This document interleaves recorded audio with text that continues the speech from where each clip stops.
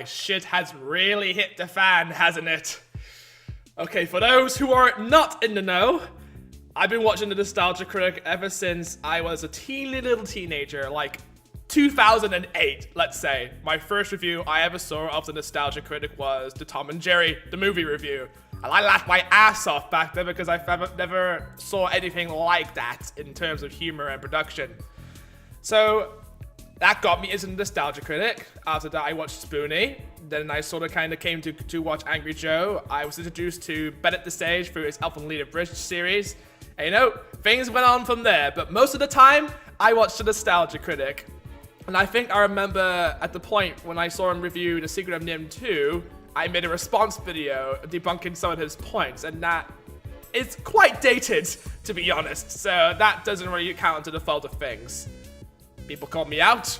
I was on a website, satire website. You know, end of story, that was it. But there has been a Google document surfacing made by the people who have just left Channel Awesome. It used to be that guy with the glasses. About the mismanagement and miscommunication, all thanks to the CEO of the company, Mike Michaud, or Mike Michaud. I would have correctly called him Mike Mafraud, but I guess that's giving him too much credit. You can find a link to the Google document below. I've already read it through twice, one by myself and one with Frederick Newson from Down a Rabbit Hole reading it off as well. And there are some really disgusting things in there. Not like laughing disgusting, but it's just really disgusting. I was kind of skeptical about this because I have seen Mr. Medicare's, that guy with the glasses saga, where he explained how different creators have their own setbacks. Lindsay Ellis got arrested for drinking or something like that. And then Spoonie has like bipolar disorder as well as many other illnesses that he has been diagnosed with. And that sort of set him down the rabbit hole. Again, like I said, just to quote that. So things have not been looking good for Channel Awesome, really. So a lot of people have been reading this document. You know, a lot of people are aware of it. And if you go to Channel Awesome's Twitter right now, you can find that they have tried apologizing for the incidents that they deemed hurtful, which nobody was buying it. If you can see the comments on their Twitter feeds, they are not fucking buying it. That seems really bad when even the viewers that watch you know and they call out you on your bullshit, including me, because I've seen this kind of shit before, and let me tell you, it doesn't end well. So I feel really bad for the content creators right now. I have actually seen Mars Girl's response to the apology that Channel Awesome came out, and it was like, yeah, not looking very good. It sucks for me because I watched The Nostalgia Critic for like 10 years now. I've been watching him for 10 years now, and now I'm 27. This is how old I am. This is what Doug Walker has done to me.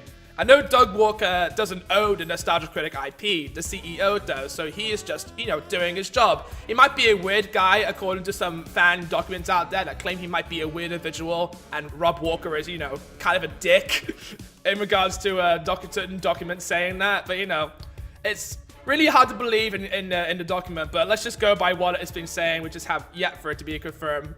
It's all up in the air about things, but it's all in the document, right in there, but, you know, there you go. And also you can try and check hashtag change the channel, because a lot of people are expressing their concerns with Channel Awesome. Even the only reason why I watched the Woody Woodpecker episode is because to see the comments, everyone's just expressing their concerns of why Channel Awesome is not as good as it used to be. I kind of caught wind on that, especially.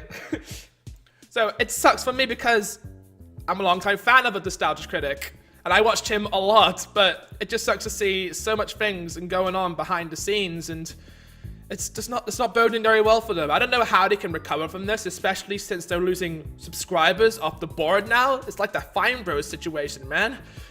I don't know how they're gonna pull out of this. Either get rid of the CEO or just get a better CEO.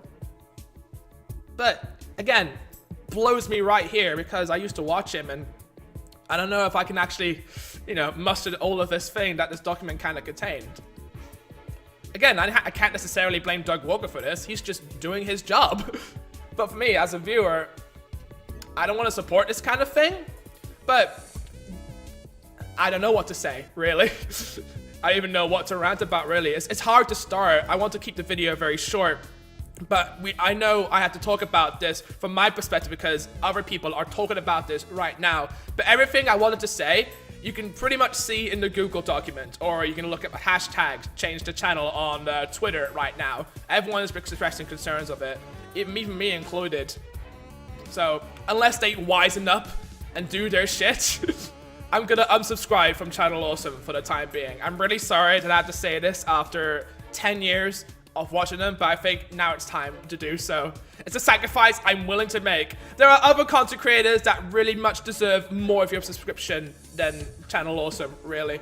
I mean, nobody hardly ever visits their site anymore. They mostly visit Channel Awesome on YouTube.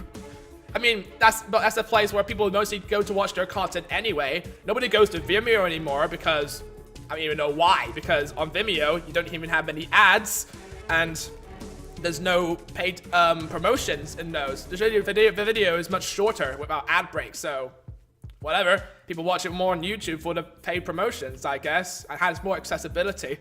Yeah, but just spread the word, like I've been saying. It helps to spread the word, because just that apology, once it's made public, it's a really big concern. Because once the public knows about all this shit behind the scenes, then it's really hard not to respond to it. Because if you don't respond to it, that means you know about this and you don't want to speak up to it.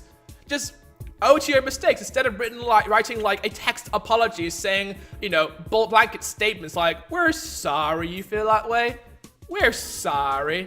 Everyone's doing that South Park meme right now, and it's just, oh my god. But there will be people who are ignorant to the truth, and if they want to ask, saying like, "Oh, what's all this controversy about? It'll die in a week or so." It won't.